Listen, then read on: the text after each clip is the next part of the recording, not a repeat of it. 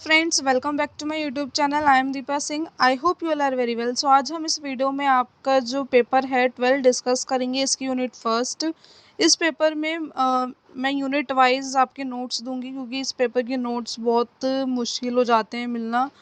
काफ़ी मुश्किल से इसकी टॉपिक्स के जो नोट्स हैं वो बहुत मुश्किल से मिले हैं। काफ़ी टाइम लगा इस पीडीएफ को बनाने में, और इस वाले पीडीएफ में अभी यूनिट 1 है, कंप्लीट है। जब मैं ये पूरा पीडीएफ आपका प्रिपेयर कर दूंगी अच्छी तरीके से, यूनिट 5 तक मैं आपको ये अपना यूट्यूब चैनल टेलीग्राम ग्रुप पर शेयर कर दूंगी। आप वहाँ से जाके डाउनलोड कर सकते हैं। और किसी को भी कोई बुक के पीडीएफ हो या फिर नोट्स के पीडीएफ हो वो बाय करने हैं, तो वो मुझको पर्सनली टेलीग्राम पे बाय कर मैसेज कर सकता है। और प्राइस जो आपका रहेगा वो 50 रुपीज़ रहेगा 1 पीडीएफ। या आप बुक्स का लो या फिर आप नोट्स का लो, आपको हर एक पीडीएफ 50 रुपीज़ में ही मिलेगा। ठीक है, जिसको बाय करने हैं वो मुझे टेलीग्राम ग्रुप पे पर्सनली मैसेज कर सकता है। और बाकी जिन्होंने मेरी वीडियोस अभी तक पहले की नहीं देखी है, आप वो भी देख सकते हो। देन इससे पहले मैं फर्स्ट और सेकेंड ईयर दोनों के ही मोस्ट इम्पोर्टेंट क्वेश्चंस की वीडियोस अपलोड करी थी। फर्स्ट ईयर के भी आई थिंक 3 to 4 पेपर्स मैं कर चुकी हूँ, और सेकेंड ईयर के भी कोशिश करूँगी कि जल्द से जल्द आपके मोस्ट इम्पोर्टेंट क्वेश्चंस ला पाऊँ और 1 मार्क क्वेश्चंस मैं ला पाऊँ। और बाकी इस पेपर की मैं यूनिट वाइज ही पहले डिस्कस करूँगी आपके साथ, हो सका तो, वरना तो मैं फिर मोस्ट इम्पोर्टेंट क्वेश्चंस आपके प्रिपेयर करूँगी इस वाले पेपर के, फिर वो मैं आपको प्रोवाइड कराऊँगी। क्योंकि इसी ही एक पेपर का काफ़ी बड़ा सिलेबस है, इतना किसी पेपर का नहीं है सेकेंड ईयर में जितना इस पेपर का बड़ा है। पूरा सिलेबस बहुत बड़ा है ये पेपर, काफ़ी ज़्यादा इसमें कंटेंट पूछा गया है, और मिलना भी बहुत ज़्यादा मुश्किल है इसको। नेट पर ये इतनी सही इन्फॉर्मेशन नहीं मिल रही है इसके बारे में। अलग अलग आपको पूरा टॉपिक को डिवाइड कर करके जब आपको इसकी इन्फॉर्मेशन ढूंढनी पड़ेगी। वैसे आपको ज़रूरत तो नहीं पड़ेगी इसमें ढूंढने की इन्फॉर्मेशन अलग से। आपको ये पूरी हिंदी इंग्लिश दोनों में ही मैंने यूनिट तैयार करी है आपकी। ठीक है, और बाकी स्टार्ट करते हैं। हमारा पेपर है 12, content methodology of teaching, EVS and social science. इस पेपर की हम यूनिट 1 डिस्कस करेंगे, जिसका नाम है introduction to environment science and social science. इस यूनिट में जितने पॉइंट हो सकेंगे इस वीडियो में हम उतने ही पॉइंट डिस्कस करेंगे। इससे ज़्यादा लंबी वीडियो नहीं बना पाएंगे। ठीक है, और प्लीज़ मेरे चैनल को जिन्होंने सब्सक्राइब नहीं किया है वो सब्सक्राइब कर दो और अपने दोस्तों तक शेयर कर दो। और जिसको भी कुछ भी चीज़ की हेल्प है मुझे कमेंट बॉक्स में कमेंट करके बताइए। नोट्स के लिए आप मेरे टेलीग्राम चैनल को ज्वाइन कर लीजिएगा, लिंक आपको मेरे डिस्क्रिप्शन बॉक्स में मिल जाएगा। और सब्सक्रिप्शन करना ना भूलें। ओके, इस यूनिट की 1.5 इसमें है। ठीक है, 1.5 इसमें मतलब एक यूनिट में 5 पॉइंट्स होते हैं, जिसमें हम इसमें डिस्कस करेंगे आज। कोशिश करेंगे 1.1, 1.2 एंड 1.3 हम कर सके, क्योंकि काफ़ी लेंथी टॉपिक हो जाता है। ऐसी बात नहीं है, काफ़ी लेंथी है ये टॉपिक, अगर एक तरीके से देखा जाए तो काफ़ी बहुत ज़्यादा लेंथी। मतलब ये यूनिट फर्स्ट के ही नोट्स जो बने हैं वो 131 पेज के बने हैं। अब सोचो जो नेक्स्ट यूनिट है वो इतनी लेंथी है, तो उनमें भी कितने पेजेस की बनेंगी वो, है ना। ओके, स्टार्ट करते हैं। 1.1 है हमारी environment science, EVS and social science, उसके कंसेप्ट, स्कोप एंड नेचर। इसके बारे में हमें इसके कंसेप्ट बताना है, स्कोप बताना है और नेचर बताना है। किसका? ईवीएस का और सोशल साइंस का। तो फर्स्ट हम ईवीएस का देखते हैं कि ईवीएस के क्या कंसेप्ट है। पर्यावरण अध्ययन, पर्यावरण प्रणाली और जीवों पर इसके अंतर्निहित और प्रेरित परिवर्तनों की स्थित वैज्ञानिक अध्ययन है। कि पर्यावरण के अध्ययन, अगर हम पर्यावरण के अंदर हम देखा जाए तो किस चीज़ों के बारे में पढ़ते हैं जीवों के बारे में, पेड़ पौधों के बारे में, अपने इन्वायरमेंट के बारे में, सारी चीज़ों को पढ़ते हैं। इसमें न केवल पर्यावरण के भौतिक और जैविक लक्षणों का अध्ययन शामिल है, बल्कि सामाजिक, सांस्कृतिक और पर्यावरण पर मनुष्य के प्रभाव का भी अध्ययन शामिल है। इसमें केवल सिर्फ भौतिक और जैविक लक्षण ही शामिल नहीं होते हैं एनवायरमेंटल साइंस में। इसमें हमारे आसपास की सोसाइटी, हमारे कल्चर और पर्यावरण पर मनुष्य के किस तरह के प्रभाव पड़ते हैं वो सब इसमें शामिल होते हैं। ठीक है, पर्यावरण का दायरा, स्कोप। पर्यावरण अध्ययन के क्षेत्र में व्यापक दायरे शामिल है जो न केवल बच्चों के लिए बल्कि सभी उम्र के व्यक्तियों के लिए भी महत्वपूर्ण है। इन क्षेत्रों के प्रकार संक्षेप में प्रस्तुत किया जा सकता है कि पर्यावरण की जो स्कोप है इसमें केवल लोग बच्चों के लिए ही कुछ महत्वपूर्ण नहीं है, यह बल्कि हर एक व्यक्ति के लिए महत्वपूर्ण होती है। जैसे कि फर्स्ट है हमारा संसाधन जागरूकता। पर्यावरण अध्ययन किसी विशेष क्षेत्र में नवीकरणीय और गैर नवीकरणीय दोनों संसाधनों के बारे में जागरूकता को बढ़ावा देता है। इसमें उपलब्ध संसाधनों, उनके उपयोग के पैटर्न और भावी पीढ़ियों के लिए संतुलन बनाए रखने की आवश्यकता का आकलन करना शामिल है। कि जो संसाधन जागरूकता के अंदर है कि पर्यावरण में क्या होता है कि ये विशेष क्षेत्र जैसे चाहे वो नवीकरणीय हो या गैर नवीकरणीय हो, दोनों ही संसाधनों के बारे में अवेयरनेस को बढ़ाता है और जो संसाधन है उन सब की उपलब्धि करता है लोगों की आवश्यकता के अनुसार और इसका आंकलन करता है। परिस्थिति की समझ, यह पारिस्थितिक प्रणालियों और उनके भीतर कारण और प्रभाव संबंधों के बारे में ज्ञान प्रदान करता है। कि इन्वायरमेंटल साइंस के अंदर क्या होता है कि जो हमारे आसपास हो रहे जो भी चीज़ें हमारे आसपास हो रही होती हैं या चाहे कोई उसके प्रभाव क्या पड़ते हैं, क्या चीज़ें हमारे एनवायरनमेंट में हो रही है, उन सब चीज़ों के बारे में भी वो पूरी नॉलेज देता है। जैव विविधता जागरूकता। पर्यावरण अध्ययन जैव विविधता की समृद्धि और पर्यावरण में पौधे, जानवरों और सूक्ष्म जीव प्रजातियों के लिए संभावित खतरों के बारे में आवश्यक जानकारी प्रदान करते हैं। कि पर्यावरण के अध्ययन में क्या होता है कि वो हमारे पर्यावरण में पौधों के बारे में, जानवरों के बारे में, जीवों के बारे में, उनकी प्रजातियों के बारे में और उनसे संबंधित जो भी खतरे होते हैं उनके बारे में एक अच्छी सूचना हमको उससे मिल पाती है एनवायरमेंटल साइंस से। कि वो हर एक नॉलेज दे पाता है, चाहे वो पेड़ पौधों से रिलेटेड हो, चाहे वो जानवरों से रिलेटेड हो, चाहे वो जीवों से रिलेटेड हो, क्या उन पे खतरा बनता है, किस तरह से वो जीते हैं, रहते हैं, जो भी हमारे एनवायरनमेंट में काम हो रहे होते हैं उन सब की जानकारी प्रदान करता है एनवायरमेंटल साइंस। आपदा तैयारियां। यह क्षेत्र व्यक्तियों को बाढ़, भूकंप, भूस्खलन, चक्रवात और विभिन्न प्रकार के प्रदूषण जैसी प्रकृति और मानव प्रेरित आपदाओं के कारणों और परिणामों को समझने में मदद करता है। कि हमारे आसपास में जो हमारे पूरे इसमें क्या होता है कि हमारे इंडिया में ये चीज़ इन्वायरमेंटल साइंस में क्या होता है कि हम पूरा जो भी हमारे एनवायरनमेंट से रिलेटेड चीज़ें हैं उन सब के बारे में जानते हैं, चाहे वो बाढ़, भूकंप, भूस्खलन, चक्रवात या प्रदूषण ऐसी जैसी मानव आपदाओं के लिए प्रेरित करता है, उनके परिणामों को बताता है, उनके कारणों की हमें समझ देता है। यह उनके प्रभावों को कम करने के उपाय का भी खोज करता है। कि जो हमारे ईवीएस में है कि इन सभी घटनाओं के उपाय हैं उनको खोजने का भी में भी मदद करता है। निर्णय लेना। पर्यावरण अध्ययन व्यक्ति को कार्यवाही का निर्णय लेने से पहले पर्यावरणीय मुद्दों पर वैकल्पिक प्रतिक्रियाओं को मूल्यांकन करने की क्षमता से लैस करता है। कि जो निर्णय लेना में क्या है कि जो पर्यावरण अध्ययन है वो व्यक्तियों को जो कार्यवाही की जाती है, जो निर्णय लेते हैं उससे पहले क्या करता है कि वो उनका इवैल्यूएशन करता है। ठीक है।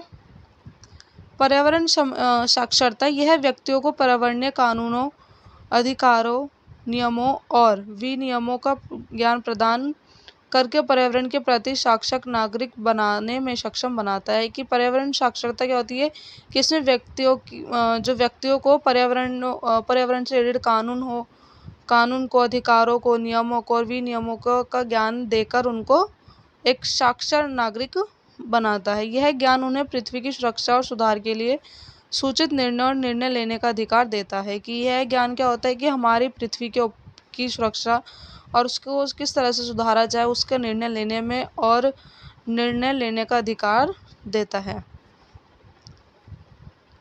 सामाजिक मुद्दे। पर्यावरण अध्ययन अधिक जनसंख्या, सार्वजनिक स्वच्छता जैसी सामाजिक समस्याओं पर प्रकाश डालते हैं। यह इन चुनौतियों से निपटने में कला, विज्ञान और प्रौद्योगिकी भूमिका पर भी जोर देता है। कि सामाजिक मुद्दे जो हमारे सोशली सामाजिक मुद्दे कौन से होते हैं कि हमारी जनसंख्या के ऊपर, सार्वजनिक स्वास्थ्य जो है, हमारी स्वच्छता के ऊपर और सामाजिक समस्याओं पर एक प्रकाश डालता है कि उनके बारे में लोगों को जानकारी देता है, जिससे निपटने के लिए उनको तैयार कर सके। कि हम क्या होता है कि समाज, अगर हम इन्वायरमेंटल साइंस से क्या होता है कि हमारे आसपास की हो रही जनसंख्या, हमारी स्वच्छता और सारी जो भी व्यवस्थाएं हैं या हमारे स्वास्थ्य संबंधित जो भी चीज़ें हैं, उनके बारे में हमें क्या बनाता है, जागरूक बनाता है। ठीक है। अगर हम नहीं पढ़ेंगे तो हमें कुछ नॉलेज होगी नहीं हमारे इन्वायरमेंट से रिलेटेड, तो हम उससे निपटने के लिए कोई निर्णय भी नहीं ले सकते, कोई चीज़ का खोज भी नहीं कर सकते कि इस चीज़ को कैसे इसका सुधार किया जाए। तो वही वही सेम चीज़ इसमें होती है कि हमें उस चीज़ के लिए जागरूक बनाता है कि हमारे इन्वायरमेंट से रिलेटेड सारी चीज़ें, चाहे वो सामाजिक मुद्दे हो, सांस्कृतिक मुद्दे हो या पर्यावरणीय मुद्दे हो, सारी चीज़ों से रिलेटेड वो हमें जागरूक बनाता है। पर्यावरण अनुकूलन प्रौद्योगिकी, यह क्षेत्र विभिन्न पर्यावरणीय मुद्दों के समाधान के लिए उपयुक्त स्वदेशी और पर्यावरण अनुकूल कौशल और प्रौद्योगिकी की पहचान करता है और उनके विश्वास को बढ़ावा देता है। कि इसमें क्या होता है कि पर्यावरण अनुकूलन प्रौद्योगिकी की जो हमारी जो प्रौद्योगिकी है, अडेप्टेशंस टेक्नोलॉजीज है, वो क्या करता है कि हमारे जो पर्यावरण के मुद्दे हैं उनको, उन समस्याओं का समाधान निकालने में सहायता करता है। और जो भी उनकी प्रौद्योगिकी कौशल्स है, उनकी टेक्नोलॉजी से रिलेटेड उनकी पहचान करता है, उनकी लोगों की स्किल्स को डेवलप करता है। ठीक है। पर्यावरण अध्ययन की प्रकृति, नेचर। पर्यावरण अध्ययन की प्रकृति, इसके अंतर विषय और समग्र दृष्टिकोण की विशेषता है। कि जो नेचर है एनवायरमेंटल साइंस का, क्या होता है कि इसकी एक उस अध्ययन की पर्यावरण अध्ययन की प्रकृति और अंतर विषय, कि उसके अंदर तक के विषय के बारे में हम एक सही समझ या सही विशेषता प्रदान करता है। पर्यावरण समस्याएं जटिल है और उन्हें समझने और हल करने के लिए बहुविषयक दृष्टिकोण की आवश्यकता होती है। कि जो पर्यावरण समस्याएं हैं वो जटिल है और उनको समझने के लिए, हल करने के लिए हमें इसका अध्ययन करने की आवश्यकता होती है। पर्यावरण अध्ययन मानव समाज और प्रकृति पर्यावरण के बीच जटिल अंतःक्रिया की व्यापक समझ प्रदान करने के लिए शैक्षणिक विषयों को एक साथ लाता है। कि जो पर्यावरण अध्ययन है वो मानव समाज और प्रकृति पर्यावरण के बीच का एक जटिल संबंध है, एक अंतःक्रिया उसको बोली, अंतः ही आपस में दोनों संबंध होते हैं और उसकी समझ को बढ़ाने के लिए वो शैक्षणिक विषयों के साथ उसको जोड़ता है, हमारे एजुकेशन से उसको जोड़ता है। अंतः विषय दृष्टिकोण आवश्यक है क्योंकि पर्यावरण समस्या अक्सर परस्पर जुड़ी होती है। कि जो अंतः विषय, जो एक गहन दृष्टिकोण है, गहन अध्ययन है, वो काफ़ी आवश्यक होता है। कि जो हमारे पर्यावरण की समस्याएं हैं वो उससे अक्सर जुड़ी हुई होती है और उनके समाधान के लिए विभिन्न प्रणालियों के बीच अंतर संबंधों की समझ की आवश्यकता होती है। कि उसके हर पर्यावरणीय समस्याओं का समाधान निकालने के लिए इन सब प्रणालियों का हमारा अध्ययन करना आवश्यक होता है। क्योंकि उसकी अगर हमने उसके बारे में पढ़ा होगा, हमें पता होगा, उसके बाद ही हम उस चीज़ की समस्या का समाधान कर पाएंगे। अगर हमने नहीं, उस चीज़ के बारे में कोई नॉलेज ही नहीं होगी तो आप उसका कोई सॉल्व आप कर ही नहीं सकते हो। नेक्स्ट है पर्यावरण अध्ययन का दायरा व्यापक है और इसमें प्रकृति विज्ञान, सामाजिक विज्ञान, मानविकी सहित विषयों की एक विस्तृत श्रृंखला शामिल है। कि जो ईवीएस का अध्ययन है वो स्कोप है वो काफ़ी बड़ा है, जिसके अंदर हम प्रकृति विज्ञान के बारे में भी पढ़ते हैं, सामाजिक विज्ञान के बारे में पढ़ते हैं, ह्यूमन साइंस के बारे में भी पढ़ते हैं। तो इन सभी विषयों के बारे में एक विस्तृत श्रृंखला चलती है जिसके बारे में इसमें जानकारी हमें दी जाती है। पर्यावरण अध्ययन पर्यावरण में होने वाली भौतिक, रासायनिक, जैविक प्रक्रियाओं के साथ साथ उन्हें प्रभावित करने वाले सामाजिक, आर्थिक, राजनीतिक कारकों को समझने का प्रयास करता है। कि पर्यावरण अध्ययन में होने वाली जो भी भौतिक चीज़ें होती हैं, रासायनिक, जैविक, उनके साथ साथ क्या करता है कि वो हमारे समाज को प्रभावित करने वाले कारक, हमारी आर्थिक स्थिति को प्रभावित करने वाले कारक और राजनीतिक के कारकों को समझने में सहायता प्रदान करता है। ठीक है। ये था एनवायरमेंटल साइंस, जिसमें हमने उसके स्कोप, नेचर और कंसेप्ट के बारे में जाना। होपफुली आपको अच्छे समझ में आ गया होगा। ईवीएस अच्छे, आप इसको एक बार पेपर बेशक लेंथी है, आप इसको अगर आप इसको रीड करोगे ना तो आपको ईजिली समझ में आ जाएगा। ठीक है। अब एज अ टीचर अगर आप देखो, हर कोई ईवीएस पढ़ा सकता है। ईवीएस कोई हार्ड नहीं है। ईवीएस कहाँ तक होती है, 3 to 5th क्लास तक की ईवीएस होते हैं, जिसमें क्या होता है कि ये बच्चों को साइंस से, जिसमें आधी साइंस भी आप रखते हो, जिसमें आधी आप सोशल साइंस भी रखते हो। उसमें क्या होता है कि इन्वायरमेंट से रिलेटेड सारी चीज़ों के बारे में बच्चों को क्या कहता किया जाता, अवेयर किया जाता है, उनको नॉलेज दी जाती है। ठीक है, ईवीएस नॉर्मल है। अगर आप कोई क्वेश्चन भी आपको आता है तो आपको पता है कि ईवीएस और सोशल साइंस में क्या अंतर हो सकता है, उसके बारे में आपको उसमें एक्सप्लेन करना काफ़ी इजी है। इसमें तो लैंग्वेज फिर भी थोड़ी टफ है, क्योंकि गूगल पे अगर आप सर्च करोगे तो बहुत टफ लैंग्वेज आ जाती है, टॉपिक आपको एग्जैक्टली नहीं मिलते हैं।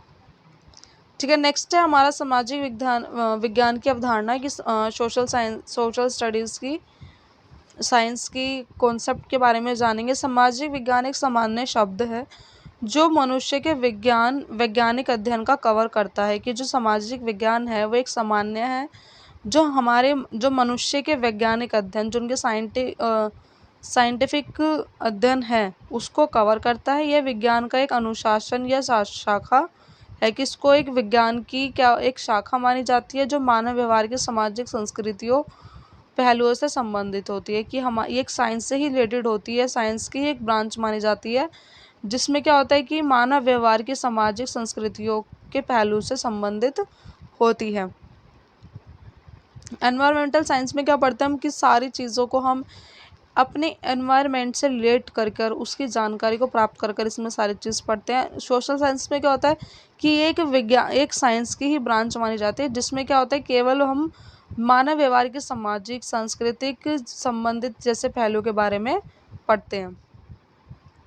जैसे आप देखते हो ना, सोशल स्टडीज़ में भी 3 बुक होती हैं, कि आपकी पॉलिटिकल की अलग होती है, हिस्ट्री की अलग होती है, एनवायरनमेंट की अलग होती है। बट उन सबको क्यों अलग अलग बनाया गया और उन सबको एक साथ रिलेट क्यों किया गया?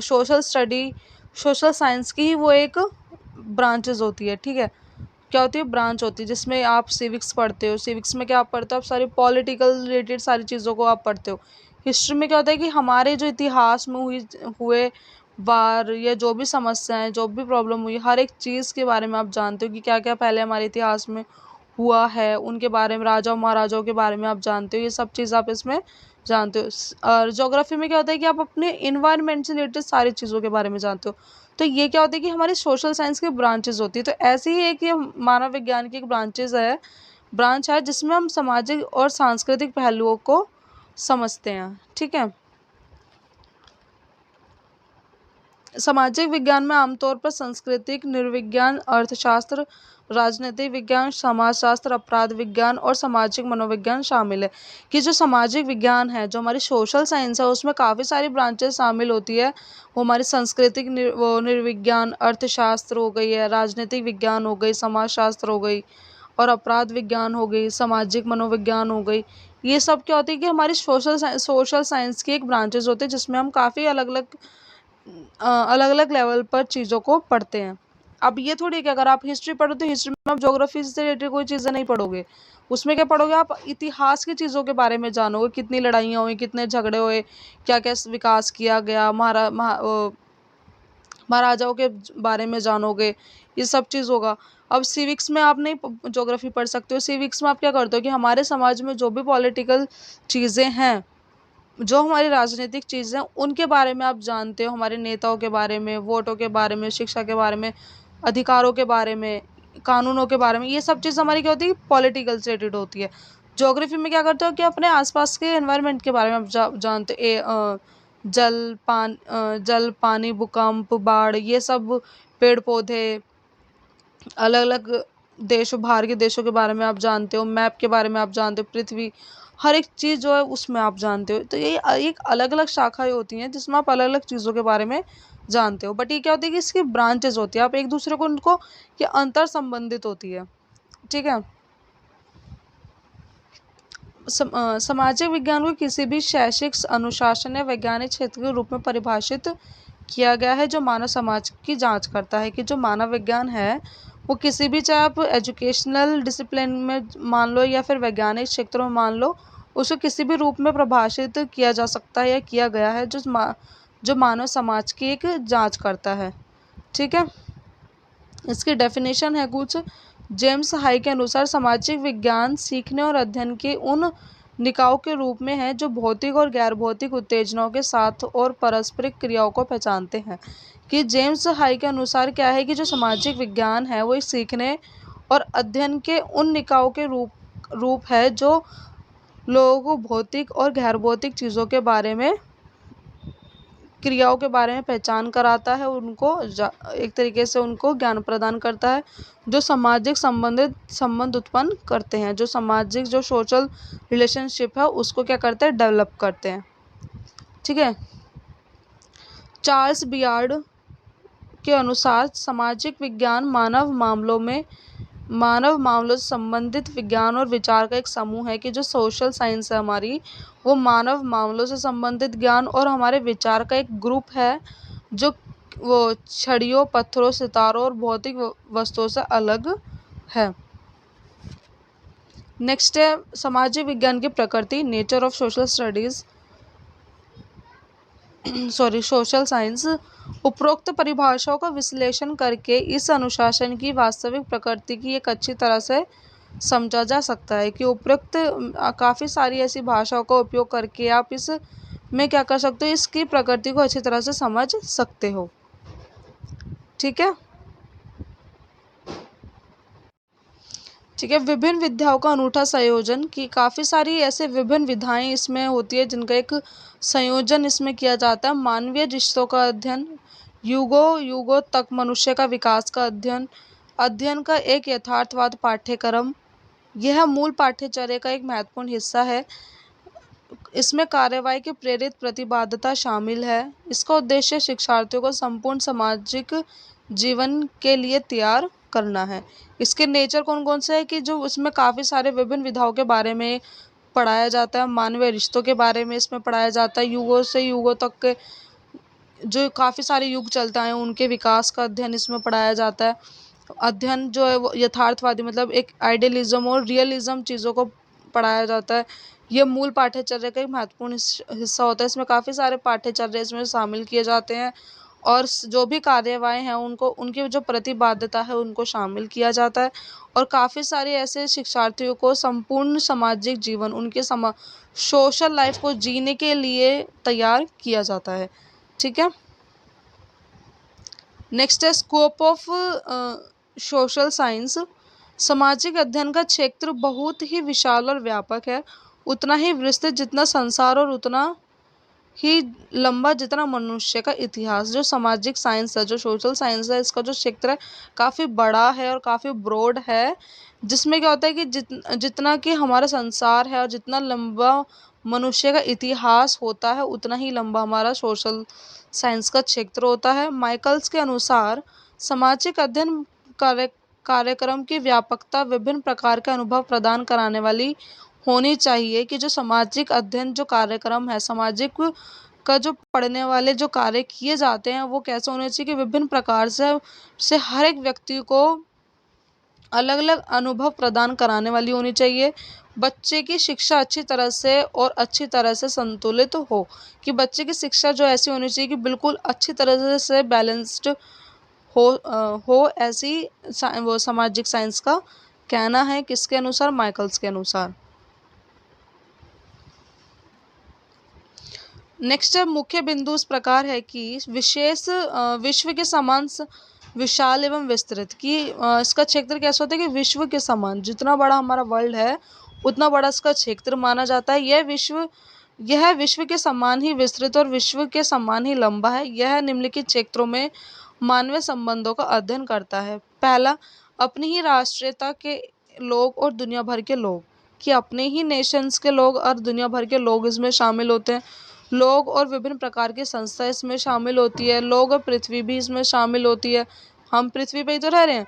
लोग और समय की इसमें लोग भी शामिल होता है, लोगों का समय भी इसमें शामिल होता है। लोग और संसाधन, जो लोगों के द्वारा संसाधन यूज़ किए जाते हैं उनकी नीड्स के अकॉर्डिंग वो भी इसमें शामिल होते हैं। ठीक है। पॉइंट सेकंड है आपका प्रकृति और भौतिक विज्ञान और ललित कला का कार्यात्मक अध्ययन। किसमें क्या होता है कि प्रकृति और भौतिक विज्ञान और उनकी ललित कलाओं के बारे में भी इसमें पढ़ाया जाता है।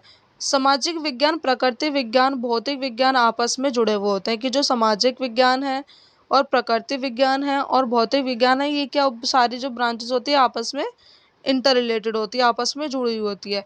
एक ही क्षेत्र में विकास, परिवर्तन आदि दूसरे क्षेत्रों को प्रभावित करते हैं कि अगर एक तरफ एक क्षेत्र में विकास होता है तो दूसरे क्षेत्र में भी क्या करता है, उसको प्रभावित करता है, उसमें प्रभाव डालता है। ठीक है। पॉइंट थर्ड, करंट अफेयर्स का अध्ययन कि सोशल साइंस के अंदर करंट अफेयर्स का भी अध्ययन आप कराया जाता है। अंतर्राष्ट्रीय समझ की ओर ले जाना और ले जाने वाला एक अध्ययन की जो हमारे अंतर्राष्ट्रीय समझ है उसको उसकी ओर ले जाने वाला, उसके बारे में जानकारी देना भी दी जाती है। विभिन्न संसाधनों का व्यवहारिक अध्ययन की जो हमारे विभिन्न संसाधन हैं जिनका हम उपयोग करते हैं उनके बारे में जानकारी देना, उनके बारे में पढ़ाना।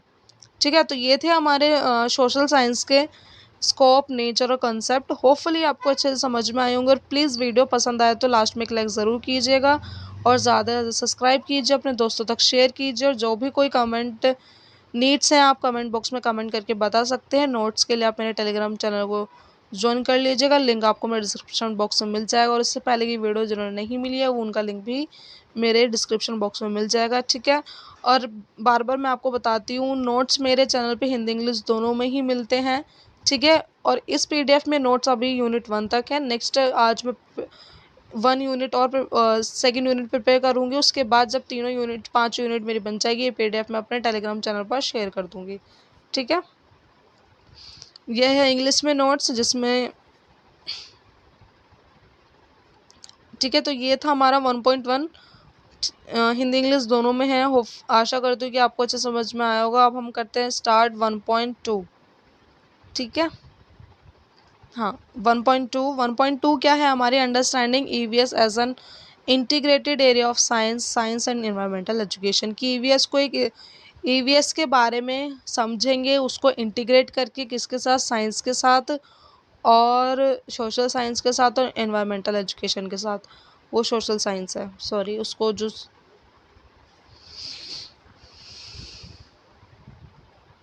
ये टॉपिक काफ़ी छोटा था, काफ़ी मतलब इतना अच्छे इससे इन्फॉर्मेशन मिली नहीं है क्योंकि ये सारी जो ब्रांचेस है एक दूसरे से रिलेट करती हैं, इसको इंटीग्रेट करके ही पढ़ाया जाता है, ऐसी बात नहीं है।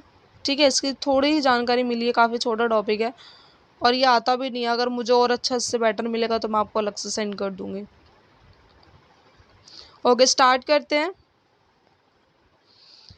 1.2 पर्यावरण अध्ययन में पर्यावरण और उसकी विशेषताओं का अध्ययन शामिल है कि जब ईवीएस है, ईवीएस में क्या होता है कि पर्यावरण और उसकी अलग अलग विशेषताएं का अध्ययन भी शामिल होता है। यह पर्यावरण और उस पर मानव जीवन के प्रभाव को समझने के लिए एक दृष्टिकोण प्रदान करता है कि जो इसमें पर्यावरण और उस पर जो मानव जीवन का प्रभाव वो को समझने के लिए बच्चों को जानकारी देता है, व्यक्तियों को जानकारी देता है, इसलिए पर्यावरण का अध्ययन कराया जाता है। प्रारंभिक शिक्षा में ईवीएस को एकीकृत विषय क्षेत्र के रूप में देखा जाता है जो विज्ञान, भौतिक, रासायनिक और जैविक है। कि अगर हम प्राइमरी लेवल पर देखा जाए तो जो ईवीएस है उसको एकीकृत करके ही पढ़ाया जाता है। ईवीएस हमारी कब तक होती है, 3 to 5th क्लास तक होती है। उसमें क्या होता है कि उसको इंटीग्रेटेड किया जाता है, उसमें सोशल साइंस भी आपकी शामिल होती है, साइंस भी उसमें शामिल होती है और ईवीएस भी शामिल होती है। चारों ही चीज़ों को इंटीग्रेट करके इसमें पढ़ाया जाता है। ठीक है। सामाजिक अध्ययन में क्या पढ़ाया जाता है, इतिहास, भूगोल, नागरिक शास्त्र आदि। पर्यावरण शिक्षा में संरक्षण और संरक्षण से अंतर्दृष्टि प्राप्त करना कि इसमें जो हमारे देश के संरक्षण के बारे में, इसमें पर्यावरण के बारे में इसमें क्या होता है कि सारी चीज़ों को उनके बारे में पढ़ाया जाता है। ठीक है। एनसीएफ 2005 के अनुसार ईवीएस प्राथमिक स्तर पर एकीकृत विषय क्षेत्र है जिसमें विज्ञान, भौतिक, रासायनिक और जैविक। सामाजिक अध्ययन में इतिहास, भूगोल, राजनीतिक विज्ञान और समाजशास्त्र आदि और पर्यावरण शिक्षा में संरक्षण की अवधारणाएं शामिल है। ठीक है। ईवीएस को इंटीग्रेटेड कब किया गया था कि जो हमारी एनसीएफ आया था उस 2005 में उसमें कहा गया था कि